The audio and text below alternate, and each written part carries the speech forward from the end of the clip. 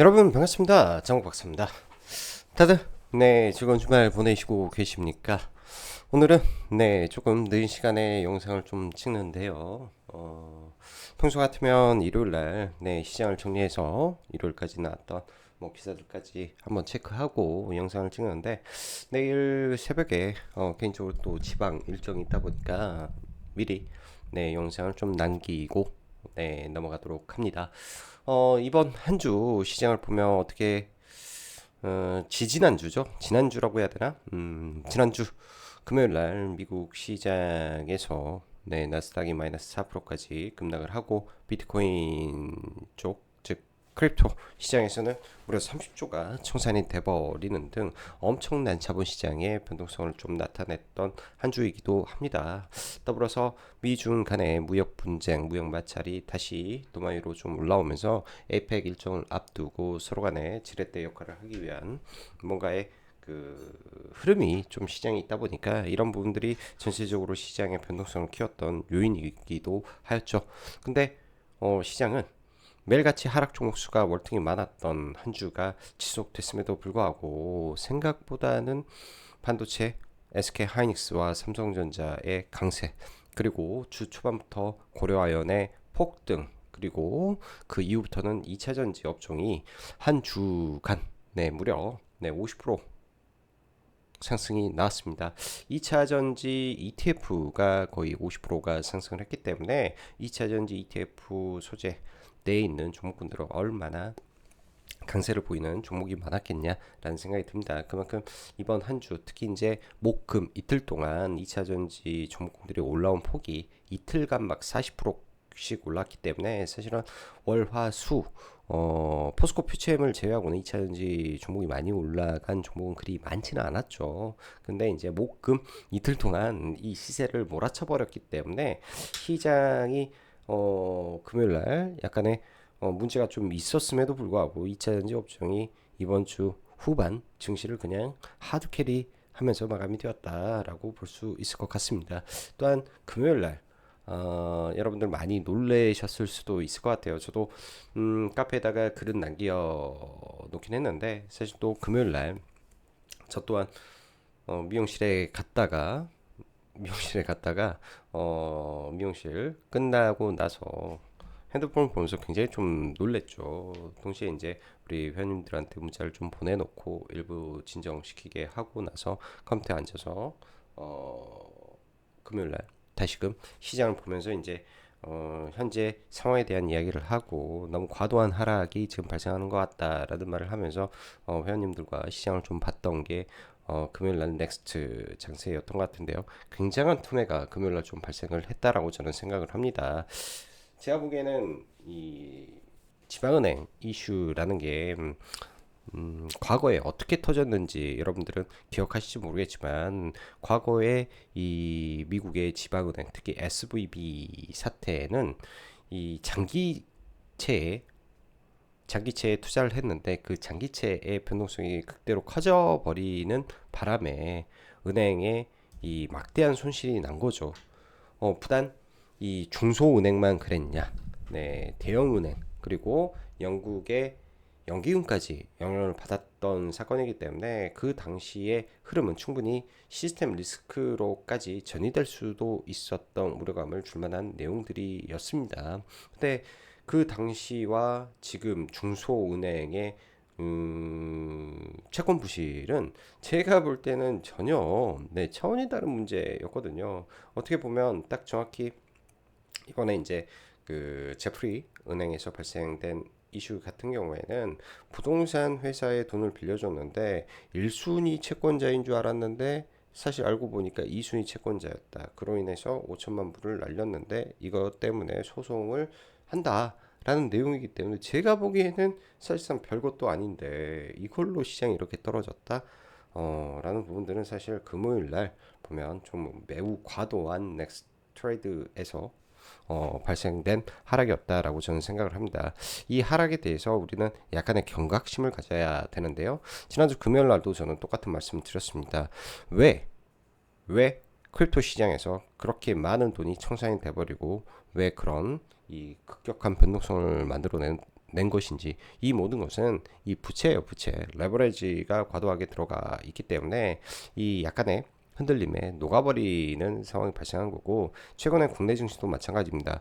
대형주 일본도에 이렇게 장세가 쏠림으로 올라가다 보니까 많은 분들이 포모를 느꼈을 수도 있고, 그 과정 속에 이제 순식간에 2차 전지 올라오니까 거기다가 또 비중 베팅을 했을 수도 있고요. 혹은 최근에 지수가 좋으니 계속해서 시장의 비중을 올려가다 보니 이렇게 갑작스러운 흔들림에, 또 지난주 금요일날 미국 증시가 마이너스 4%까지 빠졌던 거를 경험을 했을 거 아닙니까? 그런 상황을 봤기 때문에 오히려 더 이런 극심한 변동성이 시장에 일어나지 않았을까라는 생각을 합니다. 근데 이렇게 시장이 급격하게 빠질 때는요, 우리가 사실 객관적으로 시장을 판단하고 객관적으로 시장을 돌아볼 필요가 있는데요. 이런 부분들은 제가 뭐 엄청 대단한 글은 아니지만 카페에 이제 제 생각들을, 또 그 당시 애프터 마켓에서 폭락장을 보면서 느꼈던 점을 일부 적어놨기 때문에 여러분들도 참고하시면 좋을 것 같아요. 저도 이제 그때 이제 포지션을 가지고 넘어왔던 종목은 딱 하나 있었습니다. 한국전력을 샀고요. 그 외에 이제 몇 종목 또 들어가 있는 종목도 있긴 있는데, 뭐 그런 거는 그냥 대응 안 해버리고, 이 같은 경우는 이제 대형주가 무려 7, 8% 거의 10% 가까이 올랐던 종목이 과도하게 떨어진 걸 봤으면, 이런 거는 사실은 충분히 비중 베팅으로 때려볼만 했기 때문에 매매 대응을 하고 반등해서 잘 청산을 하면서 마감이 됐는데, 이 글은 여러분들 한번 읽어보시면 투자에 도움이 되실 부분인 것 같습니다. 공포에 왜 저런 자리에서 매수를 해야 되는 건지, 왜 저런 자리에서는 절대로 투매에 동참해서는 안 되는 것이고, 그리고 악재가 터졌을 때의 그 침착함을 유지해야 되는 것. 특히 이제 최근에 우리나라 시장 보면 넥스트레이드가 생김으로 인해서 변동성이 굉장히 큰데요. 특히 넥스트레이드 같은 경우에는 외국인과 기관들이, 그러니까 이런 거죠. 외인과 기관이 관여를 많이 하지 않습니다. 그러니 밑에서 받쳐주는 흐름이 없지 않습니까? 그러니까 매도가 매도를 불러버리고 그 공포에 던져버리게 되는 거예요. 사실 이게 분봉으로 우리가 차트를 보게 되면요, 특히 이제 휴대폰으로 또 볼 수도 있죠. 휴대폰으로 일봉과 분봉을 함께 또 보기도 어렵지 않습니까? 그러니까 이렇게 급격하게 떨어지는 그 순간, 이 공포에 나도 휩쓸려 간다라는 거죠. 나도 그런 공포, 휩쓸림, 이런 거에 우리는 침착하게, 그리고 차가운 심장으로 대응을 해야 된다라는 게 아까 미리 남겨놨던 글의 요지기 때문에 한번 참고하시면 좋을 것 같습니다. 자, 그럼 바로 시작해 보도록 하죠. 초대형 반도체 장세 및 2차 전지 바닥권 급등에 대한 개인적인 생각 및 금요일 시장에 따른 시장 영향에 대해서 한번 분석을 해보고요. 여전히 현 시점 반도체는 긍정적으로 판단을 하고 있습니다. 2차 전지 바닥권 확실히 탈출했다 말씀드립니다. 제약바이오는 최근에 수급적으로 너무나 불리한 흐름을 좀 보여주고 있는데요. 개인적인 생각으로는 알테오젠을 일단은 서서히 다시 관심권에 놓고 밥을 계획을 가지고 좀 보고 있으며, 중소형 제약바이오들 많이 올랐었는데요. 변동성도 많이 크고 금요일날 많이 떨어졌는데요. 이럴 때일수록 다시 본연으로 돌아가서 원래 좋았던 회사들, 뭐 리가캠이라든지 에이베이라든지 뭐 올릭스 등등을 다시 체크하면서 서서히 기회를 노려보는 것도 하나의 방법이 될 수도 있을 겁니다. 지금 최악의 모습을 보여주는 제약바이오도 이런 흐름이 나올 수도 있어요. 주식에서는 최근 흐름이 어땠냐? 고포 업종이 있죠. 고포 업종이 8월 달까지 혹은 9월 초, 9월 초라고 하죠. 네, 뭐가 제일 좋았습니까? 제약이 제일 좋았습니다. 고포 업종에서는. 그리고 나서 이 수급이 로봇으로 가고 로봇의 종목군들 대폭등을 시켰죠. 그리고 나서 2차 전지가 올라가니까 로봇이 또 폭삭 죽어버립니다. 즉 코스닥의 대표적인 고포 업종이 이런 식으로 자금 순환이 이루어지네. 그리고 산업 섹터에서는 반도체는 AI와 함께 가네. 즉 AI와 함께 가지 못하는 쪽과 고포로 가는 쪽의 이 차이라고 좀 봐야 될 것 같습니다. 최근은 워낙 이 AI라는 게 이제 시장의 화두고, 이 AI로 인한 이 파생된 부분이 매우 많죠. 사실 최근 올랐던 2차 전지, 부단 AI만으로 올라간 건 아니겠지만 제가 봤을 때는 가장 큰 거는 미중 무역 분쟁이에요. 제가 볼 때는 미중 무역 분쟁에 대한 반사 기대가 제가 볼 때는 더 크다라고 생각을 하고, 이 반사 기대가 지난주 월요일부터 고려 아연을 시작으로 만들어졌는데, 왜냐면 고려 아연 상승하고 퍼퓨가 같이 올라왔으니까 왔는데, 여기에 이제 ESS를 AI가 품어버린 거죠. 네, 그러면서 목금 더 큰 파동을 만들었다라고 저는 보는 시각입니다. 어찌됐든 AI가 묻었다라는 것이 2차전지에게는 나름의 굉장히 내러티브를 준 부분이 되었다라고 판단을 하고 이제부터는 보면 될 것 같습니다. 자, 그렇기 때문에 AI, 인프라, AI 묻어있는 내용들 굉장히 중요하게 생각한다라고 보시면 좋을 것 같고요. 자, 들어가기 앞서서 라이브 방송 가입 진행하고 있고 25일까지 이벤트 진행하니까 함께 하실 분들은 보시면 좋을 것 같습니다. 자, 일단 미국 시장 금요일날 우리나라 증시가 하락할 때 나스닥 선물은 장중에 마이너스 1.5%였던 것 같아요. 1.5 많으면 1.7 근처까지 좀 밀리는 좀 변동성을 보이면서 우리나라 시장도 좀 밀렸는데, 본장 열리고 나서 약간의 흔들림은 있었지만 트럼프 대통령의 미중 관세 100%는 좀 오바다, 이렇게 가기는 불가능이다, 뭐 좋을 것이다, 이런 발언을 해버리니까 굉장히 좋았고요. 뭐 전체적인 흐름을 보면 오라클을 제외한 미국 시장은 대체로 견조한 흐름을 보였습니다. 물론 이제 뭐 중소형주 단의 종목군들은 아직 양봉으로 전환되지 못하고 러셀 2000 같은 경우에는 마이너스 마감이 되었긴 했지만은 대체적으로 큰 사이즈의 빅테크들은 좋았다라는 흐름으로 일단 봐야 될 것 같고요. 그로 인한 국내 야간 선물은 플러스 전환이 돼버렸기 때문에 오히려 상승을 하겠죠. 여기 보면 코스피 200 선물이 525인데 야간 선물이 지금 530포인트이기 때문에 5포인트 더 위라 국내 증시는 갭상승 출발할 것이다. 오히려 넥스트 트레이드에서 모조리 마이너스였는데 갭상승 해버릴 수도 있다, 이렇게 보시고 편안하게 주말 나으시면 될 것 같습니다. 수급적으로는 그렇게 큰 문제가 없었고요. 장 막판에 지수가 밀렸던 부분에 있어서는 참 재밌는 게, 우리나라도 장막판에 오히려 막 수급으로 대규모로 땡기면서 끝났는데, 넥스트 트레이더에서 종목군들 폭락시키고 시가 갭상승하고 굉장한 변동성을 보이는 한 주가 될 것 같습니다. 자, 지난주 국내 증시 아까 말씀드렸던 것처럼 뭐 해외 선물도 약세인데도 불구하고 막 강하게 올라오고 막 여러 가지 부분도 많았어요 지난주에. 그러면서 또 변동성 많이 내고 히토류 이슈 나오고 미중 관세 부과 뭐 등등 해가지고 막 미 증시 마이너스 4% 급락했는데, 그런 부분 때문에 고민했더니 일요일 날 아침, 그러니까 월요일 아침에 보니 트로프의 타코가 발동하면서 시가는 오히려 그렇게 크게 떨어지지 않으면서 거의 코스피는 보합가격까지 마무리되는 등 완전히 상반된 결과가 지난주 월요일 날 출발했습니다. 또한 중국의 11월 8일 히토류 및 배터리 소재 등 수출 통제 부분이 주 후반까지 제가 볼 때는 시장에 영향을 주었다라고 보는데요. 물론 NG 엔솔의 호시적도 분명히 영향을 줬을 겁니다. 특히 ESS 성장성도 있겠지만 목금 이틀간 2차전지, 특히 에코프로 형제의 폭등은 그냥 제가 볼 때는 내러티브의 끝을 보여준 것이고, 지난 1년간 소외받았던 부분과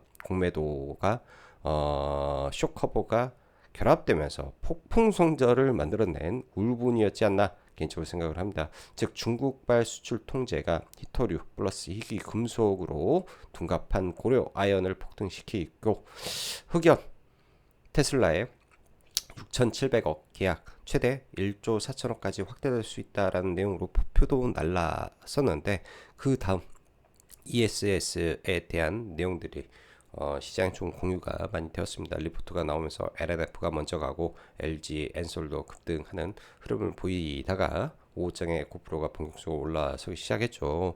이 모든 것은 추세 전환이 2차 전지에 있었기 때문에 이런 결과를 만들어 줬습니다. 그래서 목요일 시장에서 2차 전지에 대한 부분을 언급을 드렸고, 저도 LNF를 계속 사 모았고, 금요일날 오전에 LNF를 더 샀죠. 시장 빠진 거 보고 더 사고, 단기 목표를 제가 회원님들한테 10만 5천원까지 본다라는 말씀드리고, 그 이후에는 사실은 2차 전지는 보진 않았습니다. 개인적으로 한국전력 하나 사고 나머지 뭐 다른 종목들 매매하다가 매매를 멈춰버렸는데요. 금요일날은 매매를 멈춰버리고 종가에 한 종목 들어갔다가 그거 좀 물리고 막 그런 흐름에서 좀 마무리가 되었는데, 아무튼 2차 전지 금요일 날 대단한 흐름이 있었습니다. 말 그대로 에코프로 형제의 거래 대금이 3조 7천억이 터졌을 정도면 어마무시한 대금이 터진 건 확실하다. 확실하다. 이렇게 말씀드립니다. 과거에 여러분들 기억하실지 모르겠지만 이 종목군들의 하락 이후 주가의 반등의 메커니즘에 대한 이야기를 드렸습니다. 장기 평선이 있죠. 장기 평선이 예를 들어서 이렇게 내려오고 있습니다. 이렇게 내려오고 이렇게 꺾이겠죠. 그리고 이 위에는 또 241선, 200일선이라든지 이렇게 있을 거예요. 주가는 이렇게 하면서 여기에서 반등하기도 하고, 근데 120일선에서 맞고 떨어졌다가 넘기기도 하고 떨어졌다 딛고 241선 맞고 떨어지고 다시 돌파하고 떨어지고, 근데 이때부터 어느 순간부터 저점을 높여가는 흐름이 나올 때가 있겠죠. 120일선을 딛고 그러다가 이렇게 장기 평선이 우상향 혹은 플랫해지면서 우상향하고 스리봉을 만든 다음에 돌파가 되고 지지하면 날아가는 구도가 됩니다. 보통은 이런 과정을 다 겪죠. 이런 과정을, 이 과정에서는 여러 가지 이제 모멘텀이 필요해요. 결국 돌파를 시키기 위해서는 뭐 실적일 수도 있고 뭐 거대 정책의 변화일 수도 있고요. 환경의 변화일 수도 있겠죠. 이런 게 나와줘야 되겠죠. 지금은 뭐 이 단계에 있는 건지 이런 단계에 있는 건지 사실은 모르겠지만 AI의 때가 이제 묻고 있다. ESS 모멘텀이 2026년도가 되면 생길 확률이 훨씬 높아졌다. 휴머노이드의 세상이 머지않아 나올 수 있을 것이다. 등등 내러티브가 다시금 하나하나 나오고 있는 시점이기 때문에 2차 전지 바닥 찍었다. 저도 참 그래요. 2차 전지라는 것이 워낙 개거품을 물었던 섹터이다가 보니까, 그리고 비교적 시가총액이 좀 높죠. 소재 쪽에서. 그런 점이 상당히 좀 거부감을 많이 느끼는 섹터이긴 하지만 그럼에도 불구하고 봐긴 봐야 된다. 그럼에도 불구하고 이렇게 설명을 드립니다. 아까 야간 선물 이야기 드렸기 때문에 이건 넘어가고, 미증시 지방은행 문제 없다고 본다. 문제 생긴 은행 호실적 발표 나와버렸다. 그러면은 뭐가 문제냐? 문제 없는 거다. 무디스 문제 없다고 하는데 금요일 급락장, 급락 나온 것들은 일단은 개인들 과도한 레버리지 매매에 있어서 경각심을 줄 만한 부분이다. 공포의 다툼으로 던졌다. 통상 외인이나 개인이 받아주지 않으니 그냥 박살난 것으로 판단한다. 야간 선물 기준 갭 상승 나올 수 있다 보겠다. 갭 상승 나오면 시가 상승 후 다시 하락하는 흐름으로 저는 전개될 확률이 높다라고 보고 있기 때문에 올렸다가 빠졌다가 올렸다 빠졌다 하면서 일부 정상화될 가능성이 높기 때문에 비중이 과하다. 일부 줄어냈고 현금 쌓고 떨어지면 단가 줄이고 뭐 이런 과정을 거쳐도 되겠다 싶습니다. 할 수 있으시면, 못 하시면 그냥 자기 포지션 그냥 들고 가야죠. 내가 항상 주식을 사서 버겁고 두렵고 뭔가 걱정된다면, 내가 내가 가지고 있는 비중이 내가 버거운 거예요. 그러면 그냥 비중을 줄이십시오. 그래야 그 주식을 하는 그 시점에 내 심리 상태가 안정이 될 수 있다라고 봅니다. 그게 우선적으로 가져야 될 흐름이겠죠. 자, 2차 전지 섹터 주봉상 코덱스 2차 전지 ETF 확실히 기준봉 발생했습니다. 이건 이따 좀 보고요. 바닥 탈출 나왔다라고 보는 것에는 큰 의심도 없고 무리가 없다 보입니다. 그렇다고 기준봉 발생해서 다 급등하고 연속적으로 나오면 세상에 돈 버는 사람, 돈 못 버는 사람 어디 있겠나. 그러나 바닥 탈출은 확실하다. 2차 전지 상승의 핵심은 크게 세 가지입니다. 중국발 히토류 배터리 소재 수출 통제가 11월 8일부로 진행이 된다라는 거죠. 일단 APEC 미중 정상회담 이루어질 것이고, 이때 서로 간에 철회가 될 것 같습니다. 고로 그 전에 쭉 반등했다가 다시 다 밀려 내려오고 다시 올라간다. 왜? 이거 철회되더라도 뒤에 뭐가 있냐? 2026년부터 ESS용 배터리 미국에서 50% 관세 인상은 있습니다. 또 이건 별개로 있기 때문에 이렇게 돼야 국내 배터리 가격이 경쟁 우위에 서니까 이런 점 봐야 될 것 같고요. 이게 이제 두 번째 모멘텀인 거죠. 자, 세 번째 대규모 공매도입니다. 코스닥 공매도 1위는 항상 에코프로 형제죠. 에코프로가 거의 비중이 한 7% 가까이 되던데 이게 이제 목요일 날 올라오면서 박스권 돌파하니까 그때 추세 전환이 발생하면 보통 기관과 외국인은 그때 공매도를 싹 커버합니다. 그 손절 물량이 나왔는데 여기에 제가 볼 때는 투기적 자금까지 다 같이 들어오면서 엄청난 변동성이 금요일날 나왔다 이렇게 보고 있습니다. 자, 여기에 부가적으로 휴머노이드 로봇은 뭐로 하겠는가? 당연히 전고체가 필수적입니다. 집에서 불나면 어떻게 하겠습니까, 로봇이? 그리고 무거운데 LFP 달고 다니겠습니까? 방법이 없어요. 그냥 전고체입니다. 미래는 전고체다. 즉 LFP 배터리는 LFP 양극재 대응되는 것, 즉 ESS죠. 국내에서 현재로서는 유일한 양극재는 LNF가 간다. 미국의 개별, 그러니까 LNF 말고 개별 수주가 임박했다라고 하는 것이 두 개, MOU가 체결된 게 두 곳으로 확인이 되는데요. 뭐 테슬라 하나 있겠죠. 그리고 나머지는 모르겠네요. 아무튼 근데 미국에서 ESS 깔고 있는 데가 테슬라하고 누가 있습니까? 플런스 에너지. 뭐 이런 쪽으로 나는 거 아니야? 이렇게 생각을 해볼 수도 있을 것 같고요. 다른 쪽도 있을 수도 있겠고, 아무튼 이런 내용이 있기 때문에 중요한 부분이고, 단 BW가 5만 원인데 3천억이죠. 약간의 족쇄가 될 겁니다. 근데 그들도 돈을 벌 것이기 때문에 이렇게 올렸다가 뺐다 다시 올라갈 겁니다. 과거에 저는 대한전선에서 이런 상황을 좀 봤어요. 유상증자하고 BW하고 뭐 이렇게 올렸다가 뺐다 다시 올리는 거. 삼성 SDI도 동일한 형태이기 때문에 전부 다 바닥권에서 유상증자로 매집, BW로 매집. 매집의 방법은 여러 가지인데 얘는 BW 매집이고 삼성 SDI는 유상증자 매집으로 저는 생각을 하고 중장기적으로 바라볼 계획입니다. LG엔솔 대장이니 월봉이 좋으면 조정시 전고체 좋으면 보는 거고 전고체 삼성 SDI 그리고 미국에서는 퀀텀 스케이프 조정시 잡주들 뭐 이건 트레이딩 성격으로 좀 봐보는 거고 그 다음에 중국에 의존하는 핵심 소재가 있죠. 엔캠도 있는데 엔캠은 좀 별론 것 같고 요새는 중국에 의존하는 핵심 소재 중에 흑연 그리고 전구체가 있습니다. 전구체는 우리나라에 에코프로 머티가 있고요.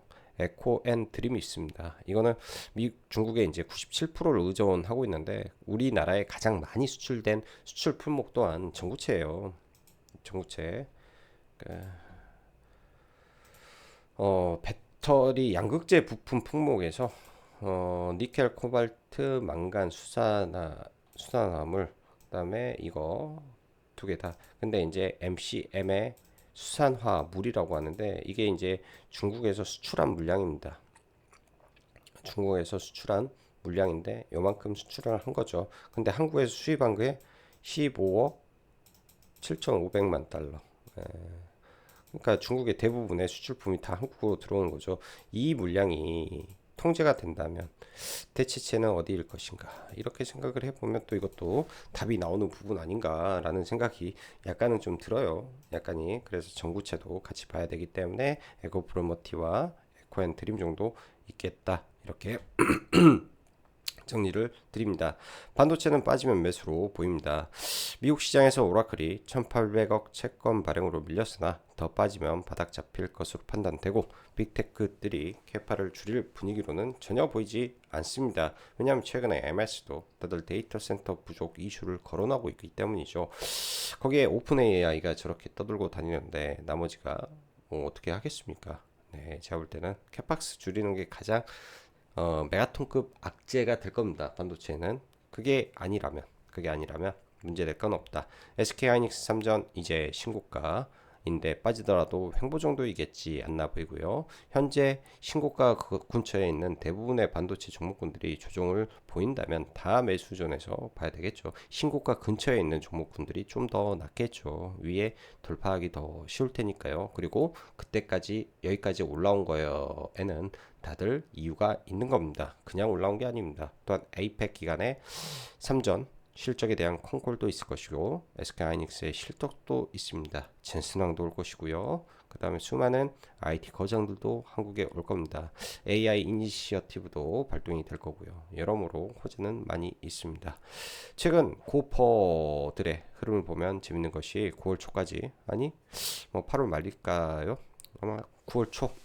그리고 나서 최종적으로 9월 말에 에코프로 아니 알테오젠이 신고가를 치면서 그때부터 완전히 하락 추세로 하락을 지금 하고 있는 게 제약바이오 그 외 수많은 업종 K자 들어가는 업종들 다 그때부터 수급 다 뺏기면서 떨어진 것 같은데 이런 부분들은 제가 봤을 때 100% 수급 논리로 저는 생각을 하고 있습니다. 로봇도 마찬가지로 이렇게 올라왔지만 2차 전지의 상승에 의해서 전부 다 빠졌는데요. 그렇다면 생각할게 2차 전지가 계속 가준다면야 뭐 가면 좋겠죠. 2차 전지 보유하시는 분들이 좋은데 계속 못 가고 로봇이 다시 그러니까 2차 전지가 좀 밀렸을 때 칼도는 로봇, 제약바이오, 뭐 반도체 이 세 개밖에 없다라는 거죠. 현재. 이런 수급의 순환 논리를 생각하면서 좀 봐야 될 것 같습니다. 그리고 10월 달에 옵티머스에 대한 힌트를 또 우리 머스크 형이 말할 것 같은데 그 날짜 일정 또 다음 주에 함께 공유 드리면서 보면 좋을 것 같고요. 조선이 최근에 이제 한미 간의 관세 협상에 대한 뭐 힌트들이 자꾸 나오지 않습니까? 그러면서 다시 마스카에 대한 기대감이 올라오는 부분에서 아침에 계속 종목군들이 확 올라오고 금요일도 삼양혜택 배팅했었는데 아침에 확 올라오고 얼른 팔고 안 봤는데 왜 시세를 못 지켜주는 것까에 대한 고민을 많이 했어요. 근데 또 결론이 나오네요. 유럽에서 탄소세가 1년 유예가 됐습니다. 이 탄소세 부과라는 것이 되면 노후 선박에 대한 이 친환경 선박으로의 교체가 급격히 되리라는 기대감이 분명히 존재했는데 이런 부분이 또 1년이 유예되니까 이 노후 벌크선, 탱커, 유조선, 컨테이너들의 이 사용 연식이 1년 더 늘어날 수 있다라는 약간의 노이즈는 될 것 같네요. 대신 이런 부분들이 큰 이 추세를 바꾸거나 하기는 어렵다. 왜? 수주 베이스다. 떨어지면 좋은 구간에서 기회 잡아서 분할 매수해도 되겠다. 라는 관점이고요. 전력 인프라 원전 다시 한번 설명드립니다. 산일전기 본다, 일진전기 본다, 빠지면 매수로 봐라. 저는 12만원대 혹은 그 이하권에서 추천을 했습니다. 산일전기에 대해서 회원님들한테. 그리고 위에 올라왔을 때 물론 일부 팔았고요. 떨어지면 좋은 구간 오면 사시면 된다. 사시면 된다. 효중도 마찬가지고요. 그리고 원전 쪽에서 두빌도 장중에 거의 9% 가까이 금요일날 빠져버리던데 그리고 대부분의 원전 관련된 종목들이 많이 빠졌죠. 사실 금요일날 이제 뭐 현대건설 쪽에서 먼저 하락을 좀 보였었습니다. 사실 건설주가 그 전날부터 막 안 좋은 흐름을 이어지다가 더 많이 좀 하락하는 모습을 보이면서 나머지 종목군들이 다 동반해서 빠졌고 두빌도 마찬가지 흐름을 좀 보여주던데 두빌 그냥 그렇게 쉽게 죽을 친구 아니라고 생각을 합니다. 거기에 이제 원전주들 많이 밀리는데요. 핵심은 그거예요. 원전 아직 수주가 발주를 안 했다라는 거.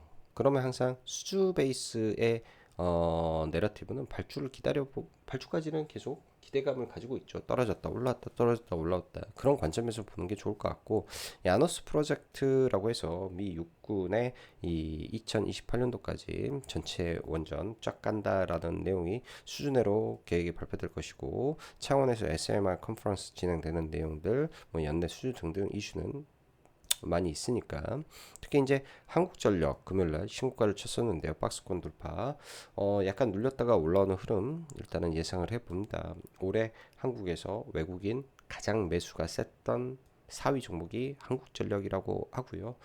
이번 국감에서 전력 인상에 대한 필요성에 대한 제기가 좀 나오면서 제가 볼 때 신고가가 좀 나온 것 같아요. 실적은 무난한데 여기에 추가적인 전력 요금 인상이 더해진다면 이라는 내러티브가 붙어주는지 좀 체크를 해봐야 될 것 같습니다. 자, 뭐 종목군들만 좀 보고 넘어갈게요. 미증시는 나쁘지 않아요. 근데 이 절대 음봉을 아직 넘어가지 못하고 여기 있는 5일선, 20일선을 돌파를 종가상 못 시킨 게 조금 찝찝한 정도죠. 약간 찝찝한 정도예요. 근데 이 흐름에서 이 흐름이 이어지고 있는 상태이기 때문에 확 밀리지만 않는다면 확 밀리면 이유가 있을 것이고 딱 그 정도에서 보려고 합니다. 자, 삼성전자, SK하이닉스 프리장으로 봐야 되겠네요. 이거는 금요일날 삼성전자도 뭐 여기 보면은 넥스트레이드에서 고점 대비 한 4% 뺐습니다. 5일선까지 순간 뺐다가 일단 반등 시키는 흐름이었고요. 삼성전자도 11선 타고 가는 그림이죠. 종목이 지금 11선 타고 10월 16일 목요일 날, 잠깐만, 10월 16일, 이거는 가짜니까 아침에 이런 거는 10월 16일 이건 가짜니까 아무튼 막 변동성 많아요. 11선 근처 5일선 타고 가고 있다. 그리고 SK 하이닉스도 견조하게 5일선 타고 가고 있다. 언제든 11선까지 빠지게 되면 11선에서 매수 기회로 봐야 된다. 반도체 수덕 강하고요. 금요일날 반도체 쪽에 변동성이 참 많았습니다. 그 안에서 뭐 계속 관심 있게 봐야 될 게 TLB 빠져도 11선을 지켜주고 가는 종목이네. 11선 근처 계속 봐야 되는 TLB는 대잠주고요. 대신 심택은 TLB보다 상대적으로 좀 약한 부분은 있는 것 같습니다. 나중에 21선 공략해도 될 것 같고요. 금요일날 순간 TLB도 그러니까 심택도 많이 빠졌는데 저는 45,000원 구간을 관심권으로 잡는데 뭐 이렇게 핸드폰으로 빠지니까 주목꾼들 볼 여력이 없었던 것 같아요. 45,000원 구간 언저리 21선 초반권 근처에서 흐름 저는 체크해 볼 것 같습니다. 기판 쪽은 영업 레버리지가 크다. 하나 마이크론도 마찬가지 관점에서 지금 유지되고 있고요. 21선 근처, 21선 근처 이렇게 좀 보고 있다. 이 정도. 테크인도 대장주격의 종목입니다. 오히려 금요일 날 빠졌어도 양봉 지켰다라는 것도 대단한 것 같고요.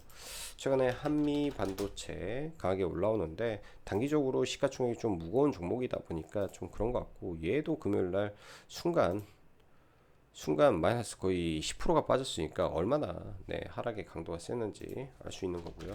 두산에너빌리티 57,000원 근처까지 내려오는데 하나의 박스권을 돌파했고 첫 11선 근처에서는 지지 가능성이 있습니다. 즉 월요일날 일시적으로 출발 훅 밀렸다가 올라갈 때 75,000원, 6,000원 구간들이 좀 의미 있게 좀 잘 지켜봐야 될 자리이지 않겠냐 생각이 들고요.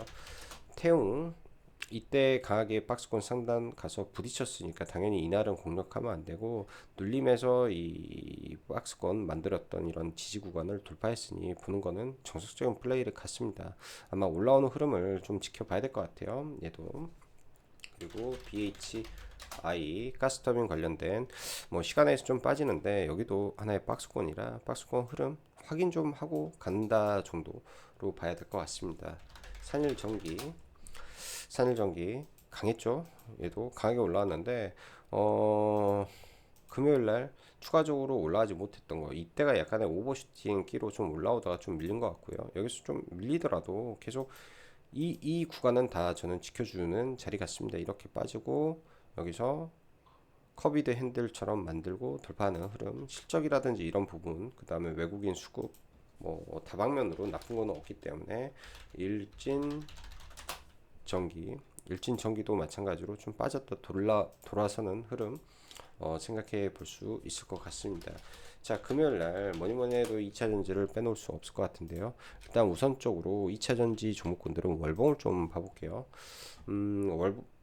월봉 기준에서 태그 ETF, 코덱스, 2차 전지 소재 주봉으로 볼까?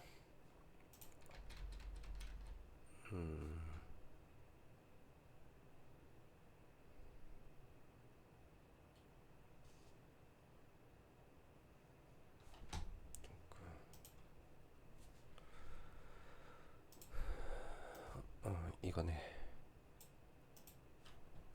레버레이지인가? 코덱스 2차전지 ETF, 코덱스 2차전지 ETF를 먼저 이렇게 빼놓고 주봉으로 좀 볼게요. 월봉으로 보든지 월봉으로 일봉으로 좀 보면 그동안 이제 하나의 장기 박스를 1년 가까이 어떻게 보면 여기서부터 거의 박스권이라고 보는 게 맞을 것 같은데 1년 가까이 작년 12월 달에 만들어졌던 하나의 박스권이죠. 이때 저점이 있었고 이 저점을 저항으로 작용을 했던 1년간의 박스권이 사실 어제 종가에 뚫렸습니다. 거래가 동반되면서 뚫리면서 좀 올라왔었는데요. 이 수급이 한 번 더 적응을 하면서 일단 박스권을 돌파하고 이 박스권 위에 또 새로운 박스권이 있는 자리까지 단기적으로 올라왔기 때문에 이들 종목이 이제 이 자리를 바로 돌파한다라고 보기는 좀 어렵겠지만 일단 하나의 의미 있는 박스권을 돌파하고 모든 이평선을 돌려놨던 자리는 의미 있게 생각할 수 있습니다. 여기에 이제 주봉에서 초장대 양봉이 ETF 상에 발생을 했고 이평선들이라든지 의미 있게 돌렸는데 이런 부분들이 여기에 딱 여러분들 보시다시피 역 헤드앤숄더를 주봉에서 나왔다라는 거 의미 있는 부분이고요. 지속적으로 고점이 낮아지면서 지속적으로 주가가 고점이 낮아지고 저점이 낮아지면서 하락 추세가 있었죠. 여기서도 반등하는 것 같았지만 고점을 올리지 못하고 또 저점을 이탈하면서 저점이 낮았는데 여기서는 반등하고 더 이상 추가적으로 저점을 낮추지 않은 상태에서 약간의 휩소가 나왔죠. 여기서 깨졌지만 바로 들어올리는 휩소가 나오면서 일단 주가들을 들어올렸기 때문에 이번에는 어느 정도 확실한 바닥이 일부 나온 가능성이 높겠구나 라고 생각을 하는 게 합리적일 것 같습니다. 거래량, 거래대금, 전반적인 흐름에서 모든 것이 그거를 나타내고 있고요.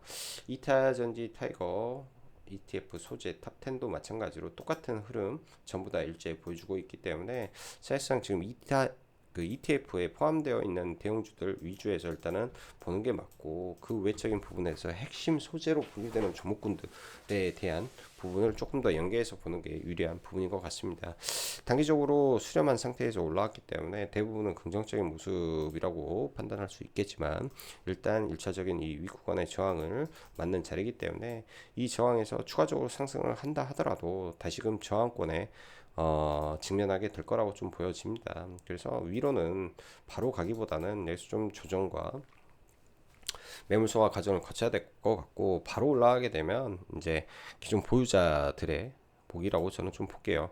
또 몰라요. 또 워낙 최근에 여러분들 아시다시피 뭐 반도체 올라오는 꼴을 우리가 봤지 않습니까? 뭐 이런 구간에서 그냥 돌파하니까 하는데 뭐 이렇게 올라왔기 때문에 이거를 그냥 급한 마음이 제가 볼 때는 생길 수밖에 없는 것 같아요. 근데 그럼에도 불구하고 이러한 옆으로 기는 흐름을 보여준 거죠. 그러니까 강하게 올라와서 조정이 약하게 들어오면 이 추세가 이어질 수도 있다라는 두 가지 판단을 가지고 시장을 바라보시면 좋을 것 같습니다. LG 에너지 솔루션도 의미 있는 자리에서 일단 저항을 받았기 때문에 이런 극대형주가 바로 돌파하기보다는 또 밀렸다가 올라갈 것 같고요. 핵심 종목군들만 볼게요. LNF도 정확히 저항권. 저는 이거 바로 갈 줄도 상상도 못했어요. 16%까지 올라갈 줄. 제가 10만 5천 원에 팔았는데 상상도 못했어. 그래서 보지 못했죠. 당연히 이런 것들은 이제 단기 과열 예고도 걸리고 또 내려오면 하단에서 좀 보면 좋을 것 같고 금요일날 에코프로가 거래대금을 무려 2조를 넘겼습니다. 2조가 나왔다라는 거는 그만큼 이제 심리가 많이 교차하는 구간들이 존재하겠죠. 만약에 아침에 이제 눌림이라든지 나왔을 때 트레이딩 영역에서는 한번 봐볼 수 있을 것 같아요. 65,000원이라든지 돌만 62,500원이라든지 그런 구간들에서 대량의 프로그램 매도가 나오지만 않는다면 뭐 관심 있게 한번 트레이딩 영역에서 좀 봐볼 것 같고요. 에코프로 BM도 마찬가지 관점에서 함께 뭐 트레이딩 영역에서 봐볼 것 같습니다. 투자 영역으로는 보지 않을 것 같고 돈이 많이 들어왔던 자리들이 어딘지 체크하고요. 그 다음에 전고체 삼성 SDI 저는 이거를 보유하고 있는데 삼성 SDI는 이때 사서 보유하고 있는 거예요. 이 언저리에 사서 그냥 보유하고 있는데 그 물량은 지속 홀딩이고요. 얘도 이번에 1조 가량 거래 대금이 터졌습니다. 핵심 구간들은 이런 자리가 되겠죠. 이런 자리들 다시 내려오는지. 근데 바로 안 내려올 것 같아요. 빠지더라도 3월선 기준에서 흐름을 잡아가는지 체크를 하면 좋을 것 같습니다. 삼성 SDI도 정말 많이 빠진 종목이고 이번에 나왔던 거래대금들을 보면요.